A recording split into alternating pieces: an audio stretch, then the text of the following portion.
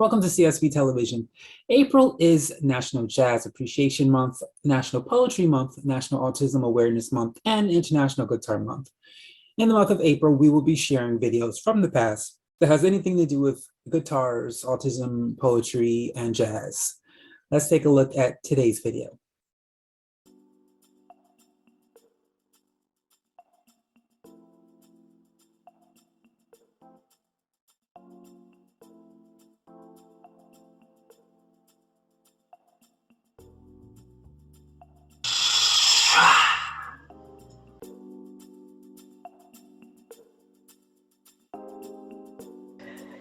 She loved everything about him.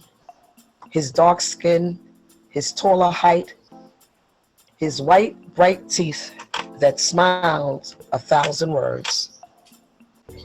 She loved everything about him until his tender lips twisted her truth into lies, and his large, laboring hands balled into fists, and his height hovered over her and caused her to be afraid of his next move. She loved everything about him until long sleeves covered her bruises, and her friends noted a change in her mood, and coworkers gossiped, not knowing the full story, and relatives cried with her for comfort and in prayer. She loved everything about him until the cops were called again and again and again, and charges were filled but never followed through, and lies were told to her again and again and again. So one day the God of her past and present, who she believed would keep his angels posted in the gaps before and after her mistakes, woke her up, and she gathered her wits, wisdom, and low self-esteem and made the choice to leave. Perhaps one day she will cease to remember how she loved everything about him except his hurt, and now lives in solitude and with peace, only because in her stillness she heard God and left.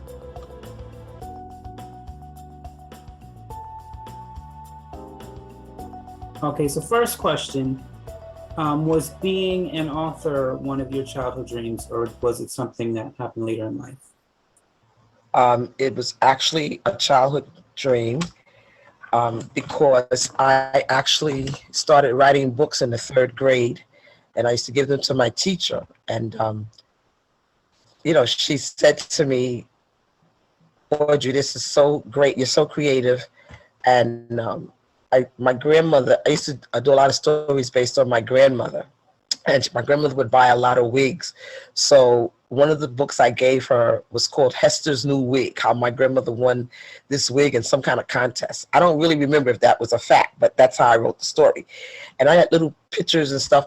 And she just looked at it and she smiled and she says, I said, I want you to keep it. She says, no, I want you to take it. I said, no, I want you to keep it because it's one of my favorites. And she said, I believe one day that you're going to be a great author.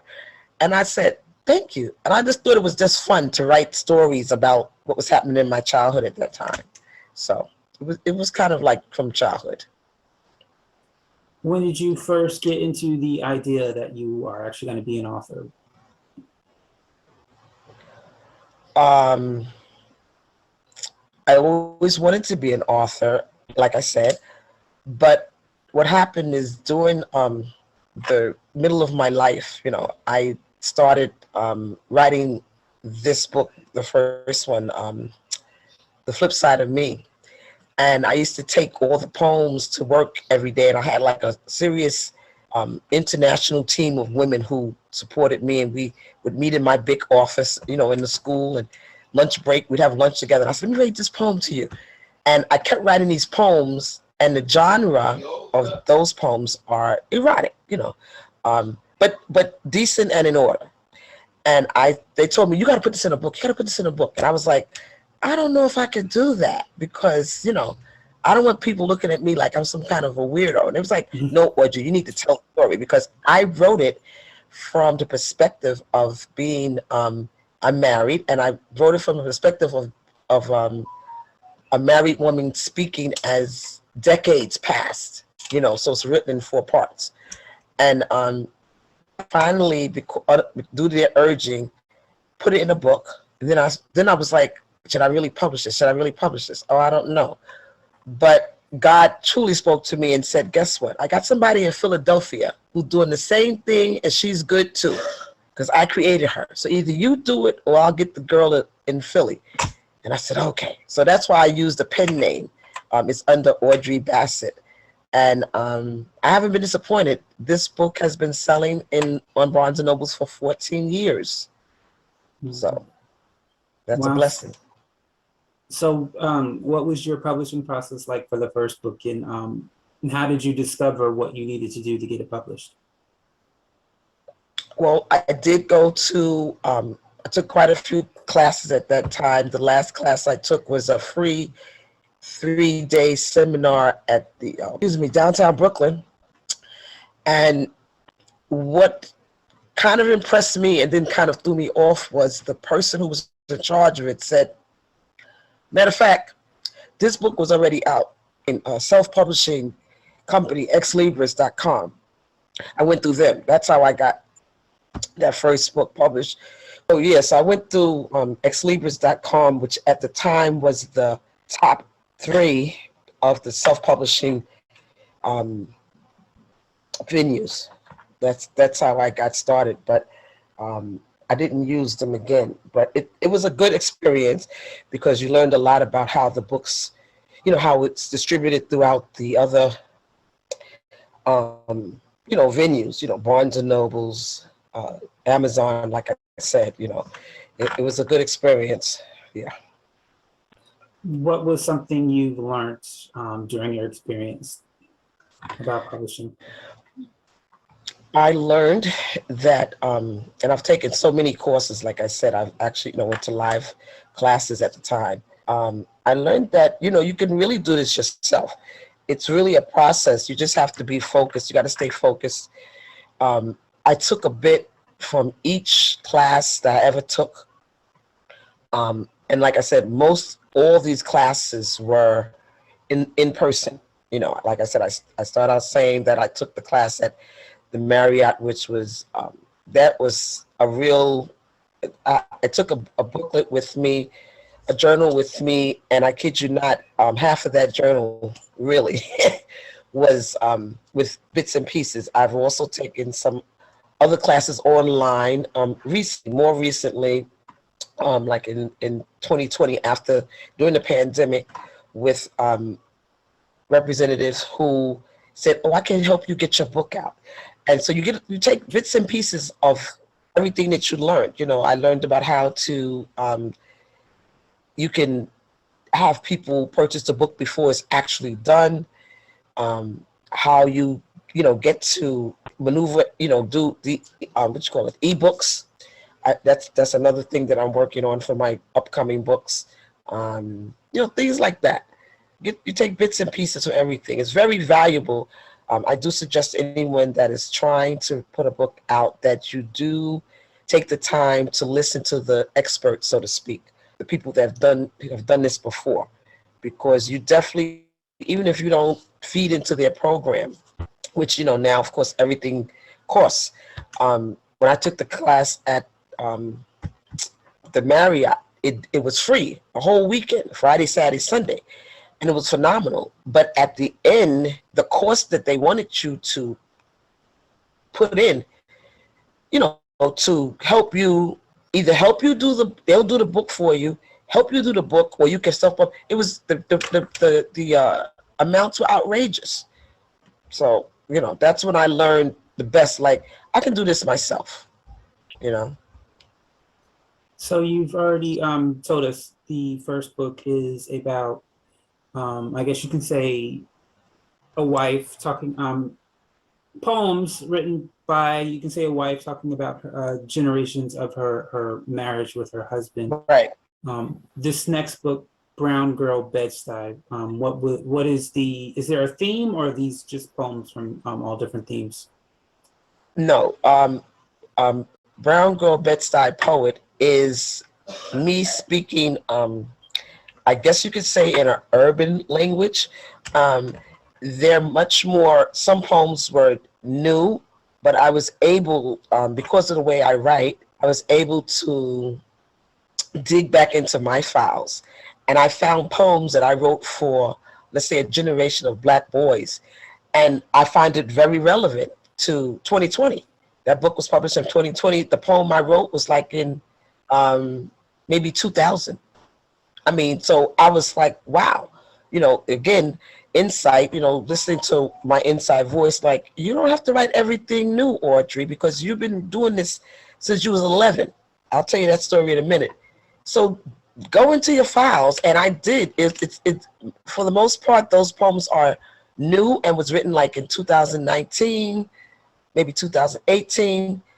But really, there are at least a minimum of 6-7 poems that were written back before either 2000 or prior, but they're still relevant, and growing up in Bed-Stuy, that was the whole theme. Like, I just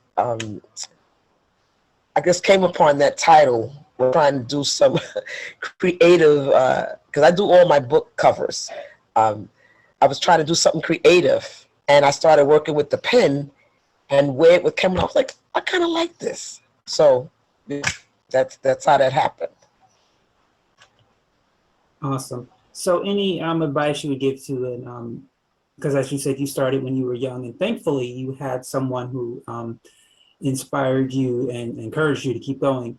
Any words of encouragement to a poet out there who may not have had that encouraging word on how to go forth in poetry?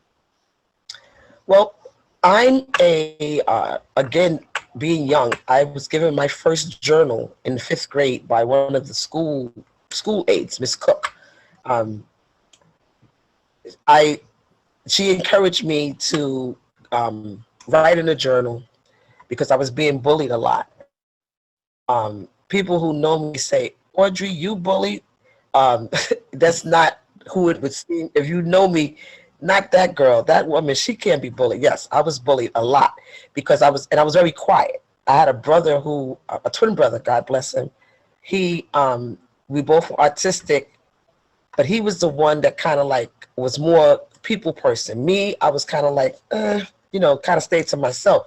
So she gave me this journal in 5th grade as a graduation present when I was going to the 6th grade, and she says, you write down your thoughts, and don't never let anyone think they better than you. She used to always tell me that, and I kind of stuck with that.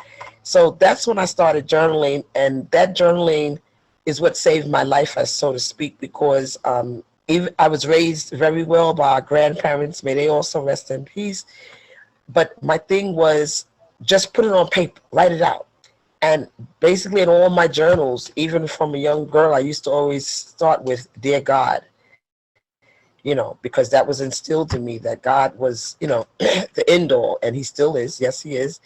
And so that's how everything I've got through life changes and college and childbirth and marriages and everything is Dear God. So that was my whole premises, to write down. That's my word to anybody, that young person, old person, in between age. If you want to express yourself, write down your thoughts. You could start by journaling, but write it and let it, own your truth. Know who you are. A lot of, one of the best poems I ever wrote, to me, and back in the day, in the 70s, was I was in college, John Jay College, and the professor, I was working 2 jobs, but I was an independent student. So I had to pay my own rent, buy food and things, but I was working 2 jobs night and day, and I would get to class late all the time. So I couldn't meet with the group. It was a Black Studies class, and I couldn't meet with my counterparts because my work schedule, like before school, I worked a job 9 to 6, then I'd be to school by like 7:38. Then after that, I had to go to another job. So it was very difficult. I met with them a couple of times, but not enough. The professor told me, I got to the class late that day for our presentation, and as I went to, my group was up, and he said, when I went to say say something, he said, they talked about that. And I forgot, I said, okay, it was on relationships or something. And I said, I talked about something. He said, your other partner talked about that. So I said, okay, I got a poem I'm going to read.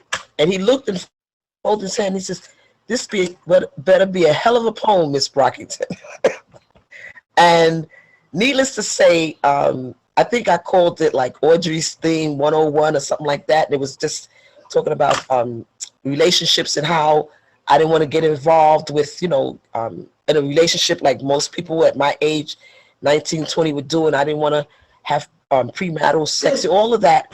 And the bottom line is that when I finished that poem, the class was silent, but then the teacher just started clapping and everybody just clapped. And he said, he looked at me, they was like going, oh shoot, did you hear what she just said? And he said, Miss Brockington, you just passed my course. I want to see you after class.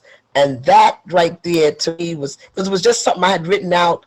And I showed it to a girlfriend. She said, this is really nice. And I'm going, you think that's a poem? She said, yeah, because I was used to poetry rhyming. And it wasn't a poem that rhymed at every stanza and stuff like that, but it was deep. Okay. And that was what capped it for me. Like, I can do this, so yeah. Thank you for sharing that. Right. So if you had a chance to meet a poet that you inspired you or you admire, whether they be dead or alive, who would this poet be and why? Well, I did have the experience of meeting Nikki Giovanni. I actually was in a show with her from my church when I was young. It was a program, and she was our guest speaker, so I did get to meet her up front. And she said to me something like, "This is good. You have to keep going. You gotta keep pushing forward. You'll get there. You'll get there." I admired. Oh my God, I love Nikki Giovanni. And then I had the experience. Audrey Lorde was one of my college professors. Ironically, we didn't see eye to eye because I was in a different kind of state of mind. I did not understand her poetry at that time. It was very abstract to me.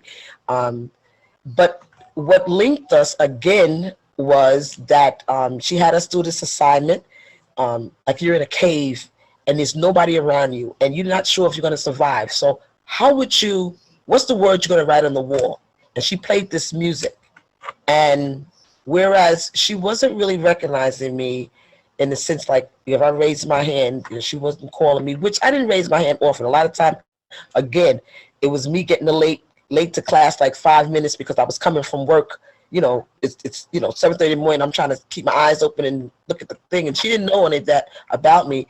And she gave me a grade that I thought you had to write a series of poems. I wrote, I don't know, I think you had to write 5 or 6 poems. And she gave me a grade that I thought, are you kidding me? So I approached her and said, I want to speak to her after class. She said, not a problem. I think she was waiting for me to have this one-on-one. And she said to me, so what did you want to talk about? I said, did you read any of my poetry? My poetry is good. And she says, what makes you think it's so good? I said, because I wrote it. So then she started saying to me, well, you get to class late. You don't participate much. You may have a voice, but convince me why I should change your grade. And I said, let me read you this poem. And I sat there and read 2 poems to her. And afterwards she says, I'm going to change your grade. She said, but let me explain something to you. You have to be an active participant. And that's when I told her, began to tell her like, my life, my story. I'm 20 years old. I have to work. I have to work. I have 2 jobs. I live in an apartment by myself. I'm not outside entertaining, and it set a different cap on the relationship for us. So if I could have met someone else, it would have been Gwendolyn Brooks, because I started reading her at a very young age. My grandfather introduced me to her through some encyclopedias that we had. She was in some books and I was like, oh, I like that. And because her name is Gwendolyn, that is, I don't know if I should say this because I'm not fond of that name, but that is my middle name. I kind of connected with her. So if I could have met anybody in real time, it would have been Gwendolyn Brooks. But I did have the good experience to, like I said, Audrey Lorde was my professor, may she rest in peace. And Nikki Giovanni, who has just always been phenomenal to me.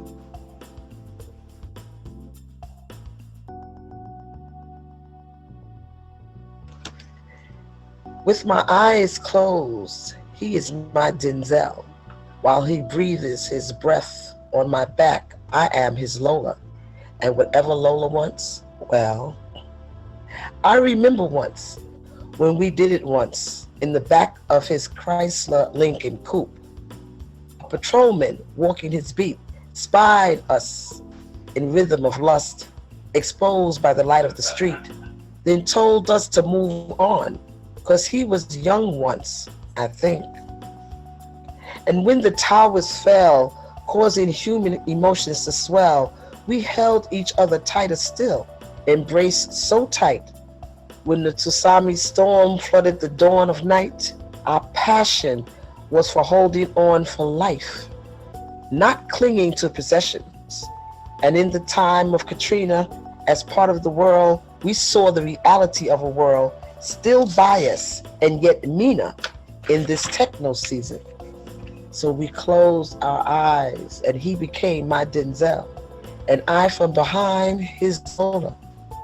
Though neither of us would tell, as the unnecessary roar of the war in Iraq continues to spill blood and crack, still we have passion, and whatever passion deems, well,